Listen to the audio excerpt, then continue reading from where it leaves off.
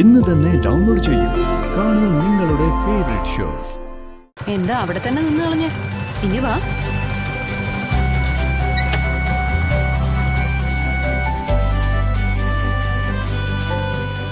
രണ്ടുപേരുടെയും വരവ് കാണുമ്പോഴേ അറിയാം, ടീച്ചർ നന്നായിട്ട് കുടഞ്ഞ മട്ടുണ്ടല്ലോ.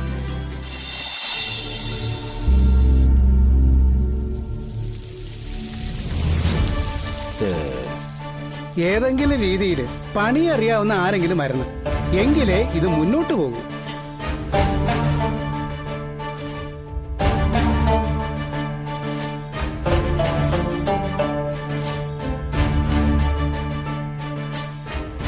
യുദ്ധസന്നാഹങ്ങളെല്ലാം ഒരുങ്ങിക്കഴിഞ്ഞു. ശ്രീകൃഷ്ണന്റെ 18 അക്ഷൗണിപ്പടയും പടക്കിറങ്ങിക്കഴിഞ്ഞു. ഇനി അവശേഷിക്കുന്നത് യുദ്ധം തുടങ്ങാനുള്ള ശംഖുവിളി മാത്രം. എവിടെ നമ്മളെ യുദ്ധം നയിക്കേണ്ടവൻ? നാളെ നടക്കേണ്ട ലേലത്തിന്റെ പ്രധാന താരം അവനാ. ചാഞ്ചാടി നിൽക്കുന്ന ഒരു മനസ്സ്. ചില നേരങ്ങളിൽ അവന് നഷ്ടസ്വപ്നങ്ങളെ കുറിച്ചൊരു വേദന വരും. അത് അപകടമാ. പോരാടാൻ വരുന്നവന് ഉള്ളിൽ പക മാത്രമേ ഉണ്ടാവാൻ പാടുള്ളൂ. പരിക്കേറ്റവന്റെ മുഖം കണ്ട് സങ്കടപ്പെടുന്നവന് യുദ്ധക്കളത്തിലെന്നല്ല, അവനവന്റെ ജീവിതത്തിൽ പോലും സ്ഥാനമില്ല. നമ്മൾ നയിക്കുന്ന ഈ പടയുടെ അമരത്ത് നിൽക്കേണ്ടവനാ രോഹിത്. അതവൻ ചിലപ്പോഴൊക്കെ മറന്നു പോകുന്നുണ്ടോന്നൊരു സംശയം. അവൻ മറക്കട്ടെ, മറവി അവന് നല്ലതാ. അത് നമുക്ക് ഗുണം ചെയ്യും. ഈ യുദ്ധത്തിൽ എതിരാളിക്ക് മുമ്പിൽ എതിരാളിയുടെ മാനസിക നില തകർക്കാൻ പറ്റുന്ന ഒരുത്തൻ. ഭീഷ്മ പിതാമഹന്റെ ആയുധം താഴെ വെപ്പിക്കാൻ ശിഖണ്ഡിയെ കൊണ്ടുവന്നതുപോലെ വിഷ്ണുവിന്റെ ചങ്കിലിട്ടൊരു കൊട്ട്. അതുമാത്രമാണ് രോഹിത്. കാര്യങ്ങൾ ഭംഗിയായി നടന്നു കഴിയുമ്പോ എല്ലാ കുറ്റങ്ങളും ഏറ്റുപറഞ്ഞ് ശിക്ഷാവിധികൾ ഏറ്റുവാങ്ങാൻ നമ്മൾ നിയോഗിച്ചിരിക്കുന്ന നമ്മുടെ ഏജന്റ്. അവനപ്പോ ഒരല്പം മറവി ഉണ്ടാകുന്നത് നല്ലതാ. അതെ, ഒരു കൊലക്കേസിന്റെ മഹസർ തയ്യാറാക്കുന്ന ഈ കൈവരുതലോടെയാണ് ഞാൻ ഈ ലേലത്തിന്റെ ചാർട്ട് തയ്യാറാക്കിയിരിക്കുന്നത്. ലേല വീട്ടിൽ വരുന്നവരും വിളിക്കുന്നവരും വരാൻ പോകുന്നവരും എല്ലാം നമ്മുടെ മാത്രം നിയന്ത്രണത്തിലായിരിക്കും. നമ്മൾ ഒരുക്കുന്ന ചരടിന്റെ ഒരറ്റത്ത് നിന്ന് നമ്മളെ അനുസരണയോടെ പണിയെടുക്കാൻ വിധിക്കപ്പെട്ടവരെ മാത്രമേ ഈ ലേല സ്ഥലത്തേക്ക് നമ്മൾ കടത്തിവിടൂ. അല്ലാതെ കിടക്കുന്നവരെ പൂട്ടാൻ 5 കണ്ടെത്തി നാളെ ഇറങ്ങിയിട്ടുണ്ട്. നമ്മുടെ വലക്കണ്ണികൾ അറുത്തു മുറിച്ച് പുറത്തു വരുന്നവരെ അവര് കൂട്ടിക്കോളും. നമ്മൾ തയ്യാറാക്കിയിരിക്കുന്ന ഒരു ലേലത്തുകയുണ്ട്. അതിനപ്പുറത്തേക്ക് ആര് വിളിക്കാൻ വന്നാലും അവന്റെ ശബ്ദം എന്നേക്കുമായി അടപ്പിക്കാനുള്ള ഒരു വഴി. അത് നമ്മൾ കണ്ടേ ഒക്കൂ. കാര്യങ്ങൾ ഇതുവരെ എല്ലാം എന്റെ നിയന്ത്രണത്തിലാണ്. എതിര് വരാവുന്ന വഴികളെല്ലാം നമ്മൾ അടച്ചിട്ടുമുണ്ട്. ശാലിനി വീണു. സാമ്പത്തികമായി ഈ സത്യഭാമയും മകൻ വിഷ്ണു ഉണ്ടല്ലോ, കടുത്ത ഞെരുക്കത്തിലുമാണ്. പിന്നെ പുറം വിളിക്കാം. അത് നമ്മുടെ പുതിയ ADMന്റെ അറിവിനെ മറികടന്ന് വരിക എന്നുള്ളത് വലിയ ബുദ്ധിമുട്ടുള്ള കാര്യമാണ്. അതുകൊണ്ട് എന്തുകൊണ്ടും കാറ്റ് നമുക്ക് അനുകൂലമാണ്.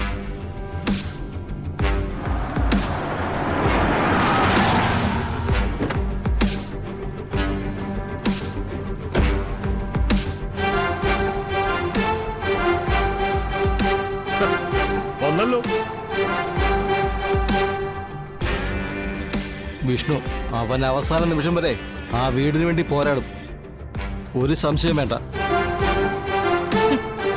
എന്തെടുത്തിട്ട് പോരാടാൻ?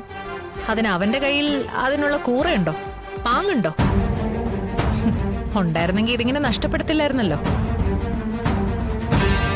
ഇത് നമ്മൾ തന്നെ വാങ്ങിക്കും.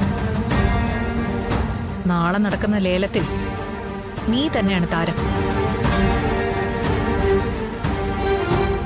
നിനക്ക് ഞങ്ങൾ തന്ന ജീവിതത്തിലെ ഏറ്റവും വലിയ സമ്മാനം ഇത് തന്നെയായിരിക്കും.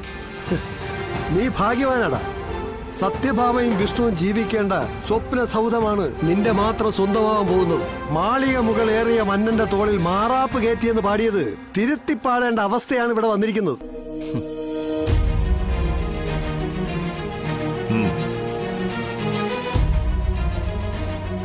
ഒന്നുമില്ലായ്മയെ കിടന്നവന് കിട്ടാൻ പോകുന്നത് കൊട്ടാരം, നടക്കാൻ പരമധാനി, കിടക്കാൻ സ്വർണ്ണക്കട്ടിൽ. ഇതിൽ പരം ഭാഗ്യം ആർക്ക് വരുവടാ? പിടിക്ക്.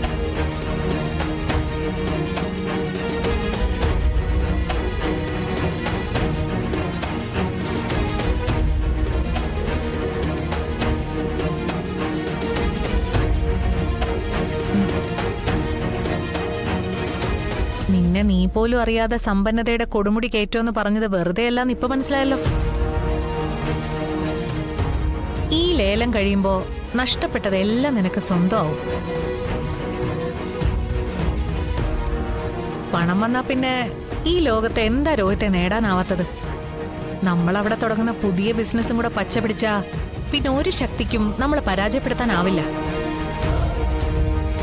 ഉയർച്ചകൾ, കൊടുമുടികൾ, പ്രശസ്തി, പണം എല്ലാം വന്നു ചേരുമ്പോ വഴിവെട്ടി തെളിച്ചിരുന്ന ഈ പാവം മലേഷ്യക്കാരനെ മറന്നു കളയരുത്. ഉപകാരപ്പെടുന്നത് വരെ മാത്രം കൂടെ കൂട്ടിയാ പോരാ, പണം വരുന്ന വഴികളിലൊക്കെ കൂടെ പിടിച്ചു നിർത്തിയേക്കണം. അതിപ്പോ പറഞ്ഞിട്ട് വേണോ? സത്യഭാമയെ തകർക്കാൻ ആദ്യത്തെ അണുബോംബ് കൊണ്ടുവന്ന ആളല്ലേ. പഴയൊരു പ്രണയകഥയുടെ പ്രതികാരമാണെങ്കിലും എടോ ആ സമയത്തെ ഞങ്ങൾക്ക് അത് നല്ലൊരു കച്ചിത്തുരുമ്പായിരുന്നു. ആ കച്ചിത്തുരുമ്പിൽ പിടിച്ച് ഇത് ഇവിടം വരെ എത്തിക്കാൻ കഴിഞ്ഞിട്ടുണ്ടെങ്കിൽ വിഷ്ണുവിന്റെ ശാലിനിയുടെ പുക കാണുന്നവരെ നമ്മുടെ ഈ കൂട്ടായ്മ തുടരും. എന്നാലും ഇതിനൊരു അവസാനം ഉണ്ടാവും. അതുകൊണ്ട് ഇനിയുള്ള ഞങ്ങളുടെ നേട്ടത്തിനൊപ്പം നിങ്ങളും ഉണ്ടാവും, കൂടെ തന്നെ ഉറപ്പായിട്ടും. മതി. മലേഷ്യയിലേക്കുള്ള മടക്കം ഇനി ഇവിടെ എന്തെങ്കിലുമൊക്കെ ആക്കിയിട്ടേ ഉള്ളൂ. എല്ലാം നാളെ നടക്കുന്ന ലേലത്തെ ആശ്രയിച്ചായിരിക്കുന്നെ.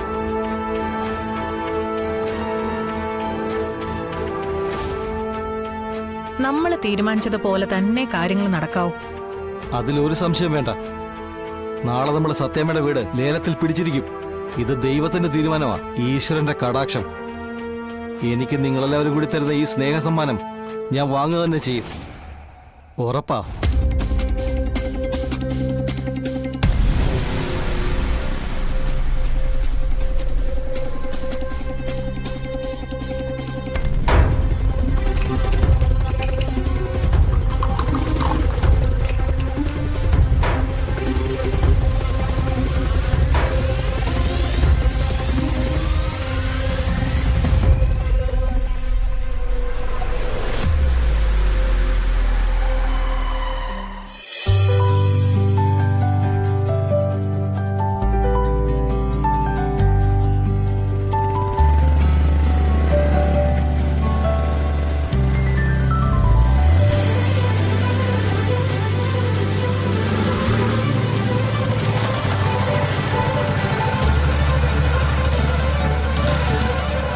ബാഗ് എന്താ അവിടെ തന്നെ നിന്ന് കളഞ്ഞ? ഇനി വാ.